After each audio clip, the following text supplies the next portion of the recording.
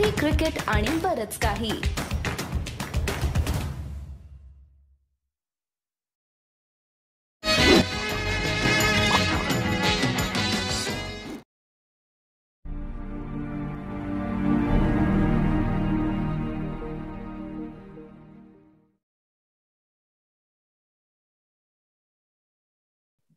Sir just थोडस मागे वळायचं होतं. कारण बऱ्याच व्ह्युअर्सना, आमच्या लिसनर्सना एक सिंपल किंवा जे बाहेर राहतात माझ्यासारखे, त्यांना एज फजिंग कसं होऊ शकतं ह्याचं एक एक्झाम्पल किंवा म्हणजे म्हणजे बाहेरच्या देशात काय तुम्ही ज्या दिवशी बॉर्न होता रेजिस्टर होतं, मेडिकल रेकॉर्ड होतात, हॉस्पिटल बर्थ सर्टिफिकेट झालं हे तुम्ही आणि कुठल्या तरी इलेक्ट्रॉनिक डाटाबेस मध्ये असतं. सो आम्हाला एक अशी कल्पनाच नाही की एज फजिंग कसं होऊ शकतं. नाही रे, आता आपण जर बघितलं ना, मी 2000 साली अंडर-15 इंडियन टीम बरोबर मॅनेजर म्हणून गेलो. रॉजर बिन्नी कोच होते तेव्हा. आणि आधी आम्ही एशिया कप खेळलो मलेशियामध्ये, त्याच्यानंतर वर्ल्ड कप इंग्लंडला होतं. म्हणजे खरं सांगतो, अतिशय लाज वाटली आम्हाला त्या टूरवर. म्हणजे ती टूर कधी संपते आणि आपण कधी परत जातोय अशी परिस्थिती होती. आणि मी बोर्डाला लेखी कळवलं की it is the most embarrassing thing. कारण की निदान 7-8 मुलं त्या 15 मधले ते अंडर-15 वाटलेच नव्हते. आणि तेव्हा मी ठरवलेलं की आपण जर या विषयात आपण ऍज अन ऍडमिनिस्ट्रेटर जर काय काम करायचं असेल तर this is one thing that we have to stop. कारण लेवल प्लेइंग फील्ड हा जो असतो हा इम्पॉर्टंट असतो कुठल्याही स्पोर्ट्समध्ये. आणि तेव्हा मी ठरवलेलं की आपण या फील्डमध्ये ऍडमिनिस्ट्रेटर म्हणून काम करताना this is one area where we have to focus on. त्यामुळे त्याच्यानंतर काय झालं, 2002 साली इंडियन अंडर-19 टीम निवडली होती आणि the team was to travel to New Zealand. तर नाही, ते दुसरी मुलं, ही दुसरी टीम होती. तर त्यात कॅप्टन जो होता, एक विकेट किपर जो होता अंडर-19 टीम मध्ये, म्हणजे तेव्हा ICC सुद्धा पासपोर्टवर डेट ऑफ बर्थ बघायची. तर त्याचे आमचे सगळ्यांनी आम्ही बर्थ सर्टिफिकेट आणि पासपोर्ट मागवले. तर birth date of birth was different. म्हणजे बर्थ सर्टिफिकेट आणि पासपोर्ट मध्ये फरक होता. तर UPचा मुलगा होता आणि एवढं प्रेशर आणलं त्यांनी आमच्यावर BCCIवर. कारण मुख्यमंत्र्यांनी फोन केला की हम उसका अलग पासपोर्ट बना देंगे, आप ऐसे कैसे उसको निकाल सकते हो. आणि तरी we took a firm stand at that time. त्याच्यानंतर Amol, you must be knowing, recently Ankit Bawane, बरोबर, त्याची केस अशी होती, कॅप्टन नेमलेलं त्याला अंडर-19 साठी. आणि his passport date of birth did not match with the birth certificate आणि त्याला सुद्धा he had to be dropped out. अशा बऱ्याचशा केसेस झाल्या जिथे आणि काय होत आहे की लोकल असोसिएशन मध्ये if they don't check properly, आणि ही गोष्ट मुंबईला सुद्धा खूप होते. आणि मुंबईला सुद्धा आम्ही AGM मध्ये हा विषय वर्षानुवर्ष we started raising this issues. आणि finally marine drive police station मध्ये पोलीस केस लॉन्च झाली बर्थ सर्टिफिकेटची.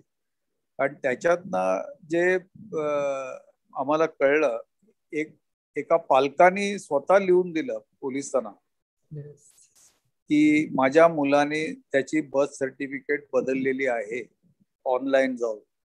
आणि त्या कोचने त्याला सांगितलं बर्थ सर्टिफिकेट बदलायला, हे लेखी दिलेलं. आणि तसेच आणखी 2-3 पालक पुढे आले आणि दे ऑल्सो ऍडमिटेड की हे आमची चूक आहे आणि आम्ही असं करता कामा नये. तर मुंबईत आता हा एक ट्रेंड आहे तो जरा कमी झालाय. आणि सगळ्या दुसऱ्या असोसिएशन मध्ये सुद्धा, कारण बोर्डात नियम जास्त लागू व्हायला लागले अगदी राहुल द्रविडला आम्ही जेव्हा अंडर-19चा कोच म्हणून नेमला 2016 साली, मला वाटतं, जी टीम घेऊन चालला होता आणि आम्ही प्रॅक्टिस मॅचेस ब्रॅबो स्टेडियमवर चालू होते अंडर-19ची, आणि त्याला सुद्धा माझ्यासारखाच एक्सपिरियन्स. तो म्हणाला की वाटत नाही सगळे अंडर-19 आहेत. And then he made a rule. He asked us to make one rule. तो म्हणाला की हे सगळं होतं कशासाठी, की वर्ल्ड कप खेळायचं म्हणून. तर आपण एक रूल करूया की अंडर-19 फक्त एक वर्ल्ड कप मुलगा खेळू शकतो, किती चांगला असून द्या, एकच वर्ल्ड कप त्याला खेळायचं. आणि दुसरी गोष्ट आम्ही जी केली ती बोन टेस्ट, म्हणजे TW3 म्हणतो आम्ही त्याला. That bone test is genuinely applicable, म्हणजे अंडर-16 पर्यंतच पॉसिबल आहे. सो अंडर-16ला आपण एंट्री पॉइंट असं धरून सगळ्या मुलांना ज्यांना खेळायचं असेल बोर्डाच्या टुर्नामेंट्स, त्यांनी TW3 करणं कंपल्सरी आहे. आणि त्या आमच्या डिसिजनला सगळ्या कोर्टाने सुद्धा धरून हे केलं, सपोर्ट केला की दिस डिसिजन इज गुड, आणि हे जे करतंय BCCI that should be appreciated. आणि मला वाटतं त्याच्यामुळे प्रॉब्लेम कमी व्हायला लागलेत आता. पण Gaurav, I think the problem is parents, coaches. मुलांपेक्षा मी दोघांना, कोचेस आणि पेरेंट्सना, जास्त दोषी ठरवीन, कारण ते कॉम्प्रोमाइसेस तिकडे होतात. तर मुलाला एवढं कळत नाही, पण कोचेस आणि पेरेंट्स ची जबाबदारी असते की असं आपण करू नये, कारण दुसऱ्या मुलांचं नुकसान करतो आपण. आणि हे जे ओव्हर एज मुलं खेळतात ती कधी पुढे येत नाहीत. त्यांची लिमिट फक्त ती अंडर-19 पर्यंत असते, आणि ते दुसऱ्या मुलांचं नुकसान करतात एवढं निश्चित. त्यामुळे ओव्हर एज हा फॅक्टर कुठेतरी थांबला पाहिजे, आणि BCCI should continue to be very strict on that. तर एज फजिंग म्हणजेच वय चोरणे तुम्ही म्हणलात तसं, ते काय फक्त भारतात क्रिकेट पुरतं मर्यादित नाहीये, ते सगळ्याच खेळांमध्ये वेगवेगळ्या पातळ्यांवर ते दिसतं आपल्याला. पण एक गोष्ट अशी आहे जी क्रिकेटमध्ये युनिक आहे, की जरी BCCI तुम्ही म्हणल्याप्रमाणे ऑटोनॉमस असली तरी त्याच्यात असलेला पैसा, त्याच्यात असलेली प्रसिद्धी, या सगळ्याचा लक्षात घेता पॉलिटिशियन्सचा इंटरफिअरन्स आणि इन्व्हॉल्वमेंट, तुम्हीच आता बोलता बोलता आम्हाला इतकी उदाहरणं दिली आहेत की विविध लेवलला विविध पॉलिटिशियन्सना हँडल करावं लागतं. जेव्हा तुम्ही अधिकाराच्या भूमिकेत असता तर ते हँडल करण्यासाठी तुम्हाला स्वतःला थोडंसं पॉलिटिशियन बनावं लागतं. तर नक्की म्हणजे एका अधिकाराच्या भूमिकेतून कसं काय तुम्ही ते मॅनेज केलं एवढी वर्ष? नाही, एक गोष्ट म्हणजे अमोल, माझा जो एक्सपिरियन्स पॉलिटिशियन बरोबर काम करण्याचा आणि जवळून बघण्याचा, I have a positive aspect of that. आणि मी नेहमी सांगत असतो लोकांना की जर आपण ऍडमिनिस्ट्रेटर म्हणून काम करत असताना जर इफ यू आर फर्म आणि आपण कुठलेही कॉम्प्रोमाइज केले नाहीत तर कोणी इंटरफेअर करत नाही. इंटरफेरन्स कधी होतं, कारण आपण जर आपल्या स्वतःच्या कामासाठी त्यांच्याकडे जातो आणि ती कामं करून घेण्यात जास्त इंटरेस्ट असतं, then you are enable to put your foot down. आणि फॉर्च्युनेटली फॉर मी, माझं जे स्टाईल ऑफ फंक्शनिंग होतं, मी आधीच ठरवलेलं की आपलं whatever I do has to be the integrity and honesty has to be in that part, आणि तरच आपलं काम होईल. आणि जर पॉलिटिशियन्स बघितले आपण तर मुंबईतच बघा ना, वानखेडे SK वानखेडे अतिशय चांगले administrators, never interfered in the role in administration of cricket even during his presidentship. मी अगदी मनोहर जोशी, शरद पवार, विलासराव देशमुख कोणालाही दोषी ठरवणार नाही फॉर और say that there was anything wrong during that period, कारण त्यांनी ही भूमिका बजावताना अध्यक्ष म्हणून कधीच ऍडमिनिस्ट्रेटरच्या वर्क इंटरफिअरन्स केलेलं नाही. आणि पॉलिटिकल इंटरफेरन्स तर कधीच झाला नव्हता माझ्या काळात तरी. I was fortunate to have worked with all these people, and they always supported you if it was something which was good for the association. तसंच मुंबईच्या बाहेर आपण बोला.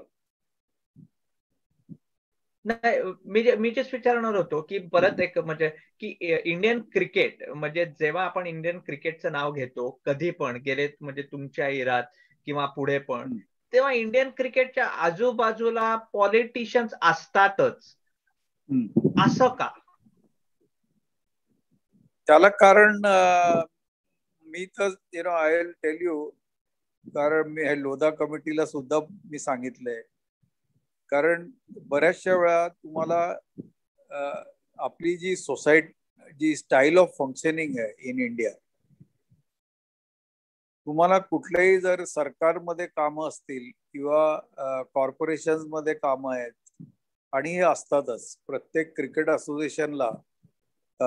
जर तुम्हाला लँड पाहिजे किंवा कन्स्ट्रक्शन स्टेडियम बांधायचं आहे किंवा फॅसिलिटीज क्रिएट करायचे, तर त्याच्यात तुम्हाला गव्हर्नमेंटचं सपोर्ट शिवाय होतच नाही काम. आणि जर ह्या गोष्टी प्रॅक्टिकली आम्ही बघितल्या आणि एक्सपिरियन्स केले. So if you take the help of a politician as an administrator, there is nothing wrong provided they don't interfere with the working of the game of cricket. Cricket day to day functioning मध्ये त्यांनी जर interference केला नाही, पण they are supporting your cause of creating infrastructure, creating और solving your problems when it comes to difficulties, why not? हा माझा प्रश्न होता. आणि मी लोढा कमिटीला सुद्धा हेच सांगितलं की what is wrong in seeking help if they are not bad for the game, they are, and if they are helping the game to grow, what is wrong in that? आणि हे जे आपण पॉलिटिशियन बद्दल जी लोक बोलत असतात, मला असं सांगायचं आहे की जे नॉन पॉलिटिशियन्स आहेत ते करप्ट नाही आहेत का? Do they not create a bad influence on the administration? Do they not interfere in the administration? करतातच. जर आपल्या बोर्डातच पाहिलं तर बऱ्याचशा असोसिएशनचे जे पोलीस केसेस, सीबीआय केसेस ज्या झाल्या त्याच्यात पॉलिटिशियन कोणी नव्हता. सो आपण आउटराईट पॉलिटिशियन म्हणून त्याला to look at them as something bad for the organisation, I don't agree with that. I feel that we can use a politician to get better things done for your own game. Sir, मगाशी तुम्ही म्हणलात junior cricket हा जगभरातल्या सर्व देशांमध्ये सर्वात चांगलं structure बीसीसीआयचं आहे. अजून एक दुसरा कळीचा मुद्दा आहे की विमेन्स क्रिकेट, ते जे विलिनीकरण झालं विमेन्स बोर्डचं नॅशनल बोर्ड्स मध्ये, एकच बोर्ड झालं, तेव्हापासून तुमचा कार्यकाल संपेपर्यंत तुम्ही खूप जवळून काम केलं विमेन्स क्रिकेट विंग बरोबर. तर नक्की काय आहे की बीसीसीआयला खरंच विमेन्स क्रिकेटमध्ये फार कमी इंटरेस्ट आहे का? बीसीसीआय विमेन्स क्रिकेट साठी जे काही काम करतं ते त्यांना पोचवता येत नाही किंवा पोचवायची इच्छा नाहीये?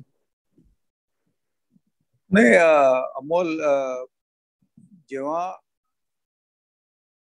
मी एक्झिक्युटिव्ह सेक्रेटरी इन्चार्ज होतो तेव्हा मी पाहायचो की प्रत्येक मीटिंग मध्ये हा विषय यायचा. कारण आयसीसीने एक डेडलाईन ठेवलेली की if you want to participate in world cup it has to be through the board. पण आपल्या बोर्ड मीटिंग मध्ये नेहमी हा विषय पुढे ढकलायचे, कारण we are collecting information from other boards. असं करत करत शेवटी पवार साहेब जेव्हा अध्यक्ष झाले 2006 साली, 2005 ला अध्यक्ष झाले, 2006 मध्ये त्यांनी त्या वर्किंग कमिटीमध्ये आपला निर्णय मांडला.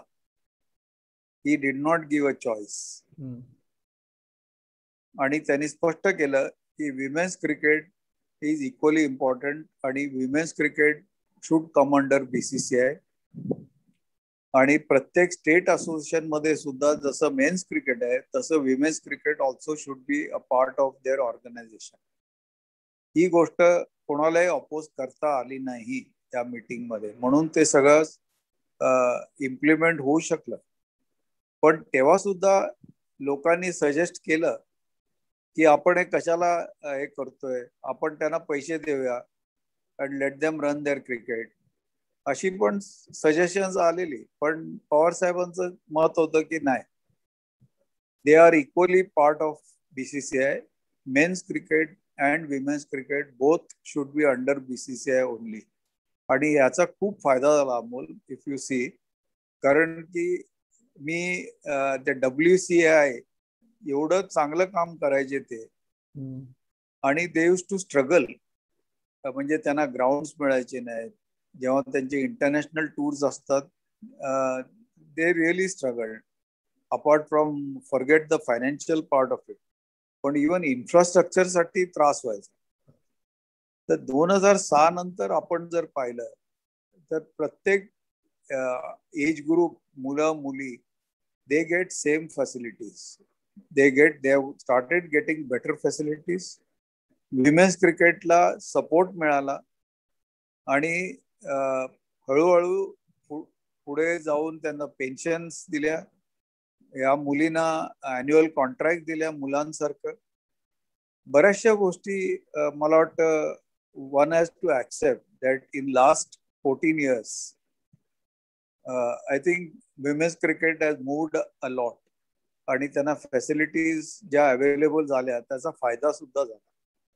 आणि in that sense I think women's cricket is now much better of than it was earlier. But even today things can be better, and I'm sure that Indian women's team will keep on doing better in the years to come.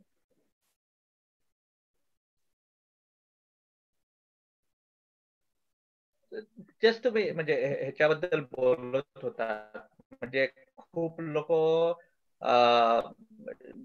म्हणजे ऑस्ट्रेलियात विचारतात किंवा जगभर हे असतं की शेवटी women's cricket doesn't generate a revenue. थोडस गव्हर्नमेंटच एक फायनान्शियल फंड देते की तुम्ही विमेन्स क्रिकेट बूस्ट करा. सो त्यामुळे जो फंड जो ब्रॉडकास्टर्सना दिला जातो, त्यामुळे ब्रॉडकास्टर्सना तो म्हणजे ब्रॉडकास्टिंगचा तो म्हणजे कॅमेरा सेटअप करा, हे करा, तो खर्च स्वतःचा नसतो, थोडस फंडिंग येतं. म्हणून तुम्हाला वाटतं की ऑस्ट्रेलिया किंवा इंग्लंड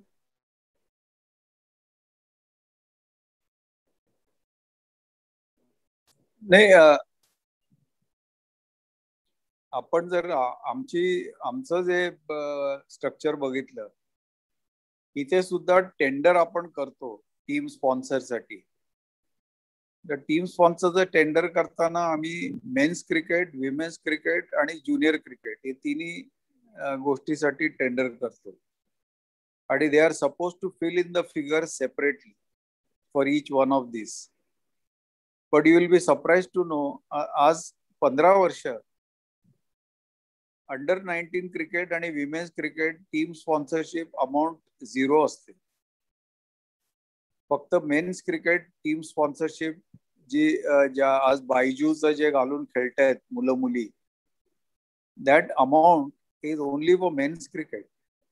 पण BCCI makes it possible that let the women as well as under 19 we give that facility to the sponsor की तुमचा लोगो आम्ही या दोन्ही टीम साठी वापरणार. जरी तुम्ही पैसे दिले नाहीत तरी you will be our team sponsor for all 3, senior men, senior women and junior men in all international matches that are played. तसंच ब्रॉडकास्ट मध्ये सुद्धा I think it's a part of our broadcast. If you see the tender, जेव्हा करतो आपण, तर broadcaster सुद्धा media rights जेव्हा tender bidding करतात, ते फक्त मेन्स क्रिकेटसाठी तो बिड असतो. There is no separate bidding for women's and junior cricket. But BCCI gives women's cricket आणि under-19 cricket as a package to the broadcaster for what they have quoted for broadcast value. So ही गोष्ट खरी आहे, पण BCCI ला तो problem पडत नाही, कारण की on our own we want to support women's and under-19 cricket. त्यामुळे ब्रॉडकास्ट असो किंवा टीम स्पॉन्सर असो,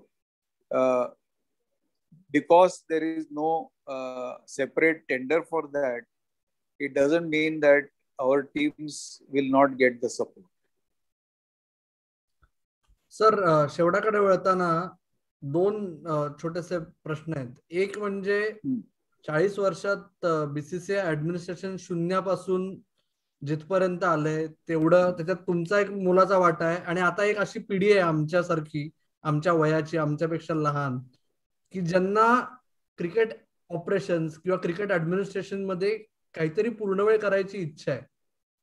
तर ते खरंच म्हणजे तेवढं ओपन अजून इंडियन क्रिकेट झालंय का, की कोणीही अप्लाय करून खरंच काम करता येईल, आणि त्याच्यासाठी काय करावं लागेल? आणि दुसरा म्हणजे शेवटचा, की या 4 दशकांमधला तुम्हाला जर 1 किंवा 2 सर्वात अविस्मरणीय किस्से जर सांगायचे म्हणले, तर तसा आम्हाला एखादा किस्सा सांगा.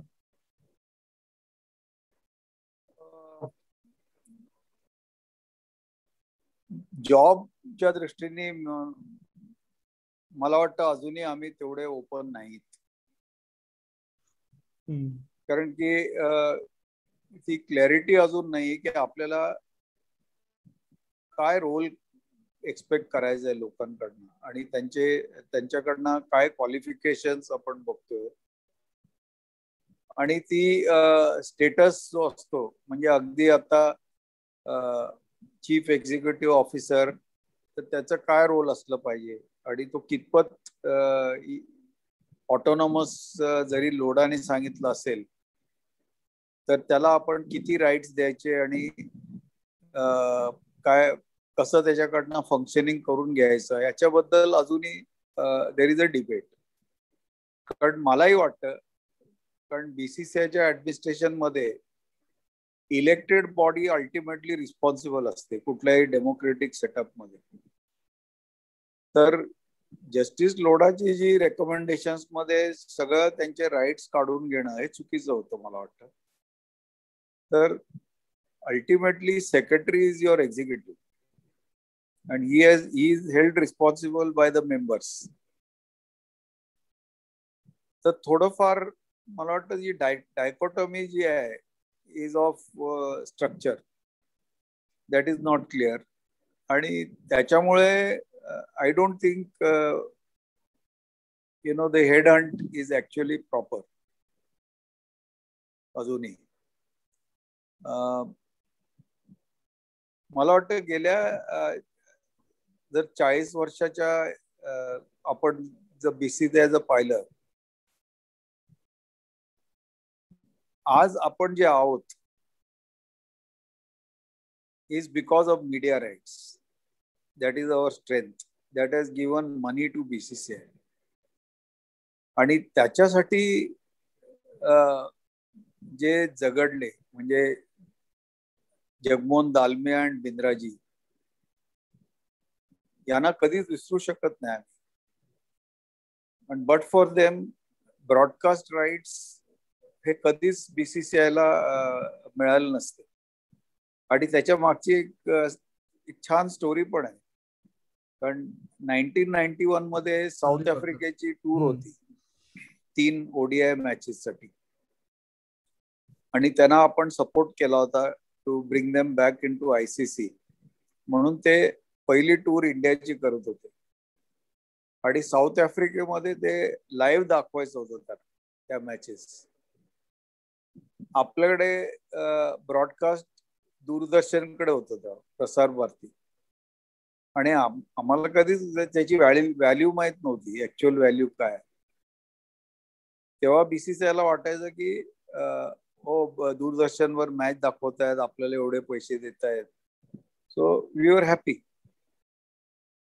पण साऊथ आफ्रिकन ब्रॉडकास्ट कॉर्पोरेशननी BCCI ला पत्र लिहिलं की पैसे किती असतील ते आम्हाला कळवा. आता BCCI ला काय आयडिया नव्हती, त्यामुळे nobody was able to tell anything की फिगर किती सांगायचं. तर समोरून साऊथ आफ्रिकन ब्रॉडकास्ट कॉर्पोरेशननी BCCI ला ऑफर केली की लाईव्ह ब्रॉडकास्ट साठी आम्ही $200,000 देऊ BCCI. 200,000 was a big amount at that time. And that was the starting point of Bindra and Dalmia realizing की एवढे वर्ष आपण मूर्ख होतो and there is so much of money in this, so BCCI should not lose out. आणि त्याच्यात ते matter कोर्टात गेली, अगदी सुप्रीम कोर्ट पर्यंत मॅटर गेलं आणि सुप्रीम कोर्टाने जी ऑर्डर दिली, I think that was a landmark judgement which has help BCCI. आणि त्यांनी सांगितलं की हा जो क्रिकेट मॅच आहे तो BCCI इव्हेंट आहे and BCCI has full control on that event, so they have a right to tender for broadcast rights. जर दूरदर्शनला मॅच दाखवायचे असेल, you tender or bid for that. आणि त्या एका डिसिजन मुळे किती BCCI ची परिस्थिती आजची पाहतोय आपण, it's all because of that. And मी नेहमी सांगत असतो की that was the landmark judgment आणि a great one for BCCI which is always should be remembered. आणि दालमिया बिंद्राना आपण कधीच विसरू शकत नाही for what they did at that point of time. नंतर of course both of them had their differences.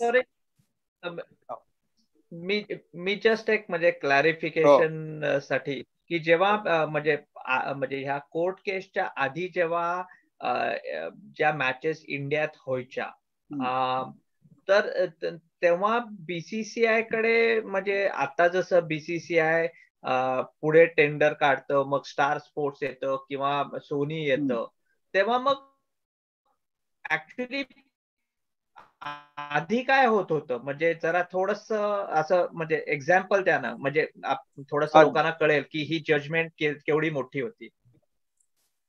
त्या काळात कसं होतं की एवढे चॅनल्स पण नव्हते ना,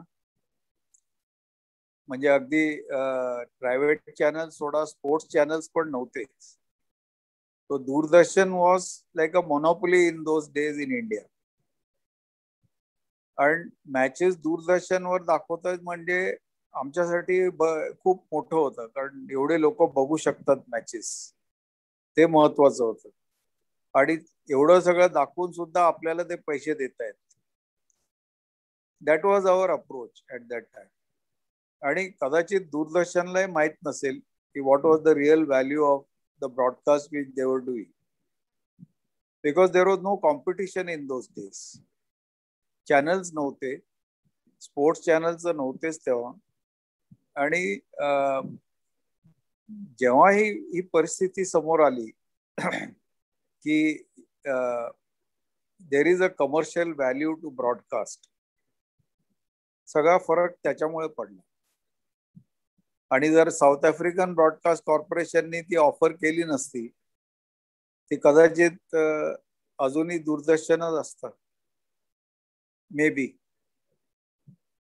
तर I think that made the difference. आणि तेव्हा त्याच्यात कोर्टमध्ये नाही, सॉरी, मी विचारणार होतं की कोर्टात ऍक्च्युली केस कसली झाली, म्हणजे बिंद्रा आणि दालमियानी काय कोर्ट केस म्हणजे BCCI कडे ते डिसिजन आणलं?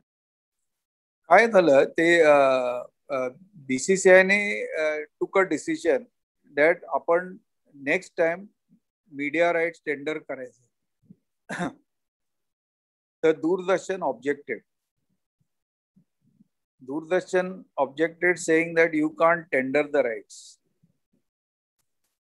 and you have to, the rights should be given to us, it cannot be tendered.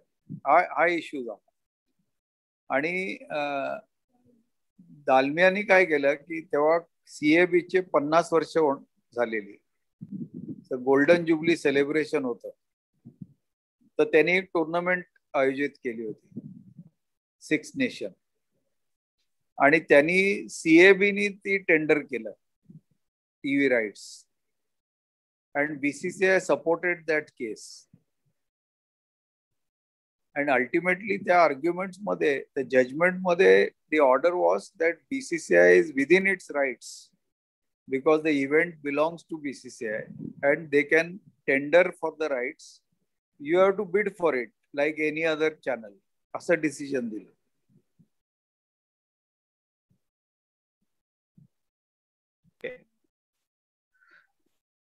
So हा तुम्हाला वाटतं म्हणजे हा एक खूप तुम्ही आता म्हणालात तर खूप हा मोठा टर्निंग पॉइंट होता की ह्याच्यानंतर पैसा काय होता ब्रॉडकास्टिंग मध्ये तो आता म्हणजे यायला लागलाय. आणि दुसरं जे होतं, दुसरं इव्हेंट माझ्या दृष्टीने 1971 ज्या सिरीज विन्स होत्या, twin series wins, West Indies आणि इंग्लंड, मला वाटतं that changed the whole way Indians started looking at themselves, those self-confidence, आणि आपण जिंकू शकतो in overseas tours. I think that tour नंतर Indian cricket has only prospered. It is because people started having confidence in themselves, आणि आपलं our cricket has moved on from there. 83 World Cup made us what we are in the shorter format of the game. But Test cricket was the real cricket in those days. आणि मला वाटतं 1971 अजित वाडेकरच्या टीमची जी 2 West Indies आणि England मधले जी जिंकले, I think that was again, I feel, a very important part in the life of BCCI.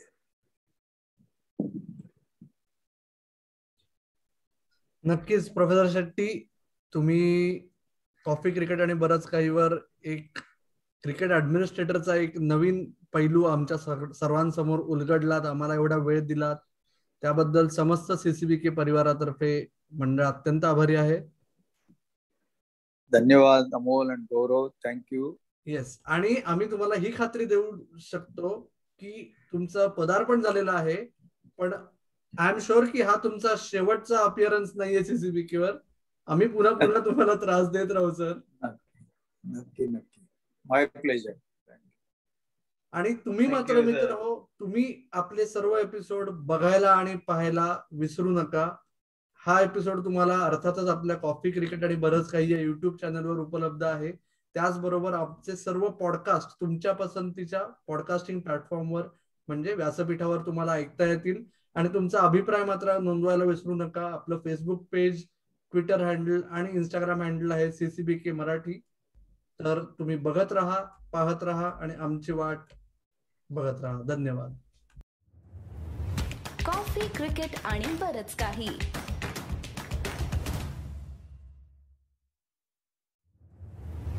Coffee cricket आणि बरंच काही.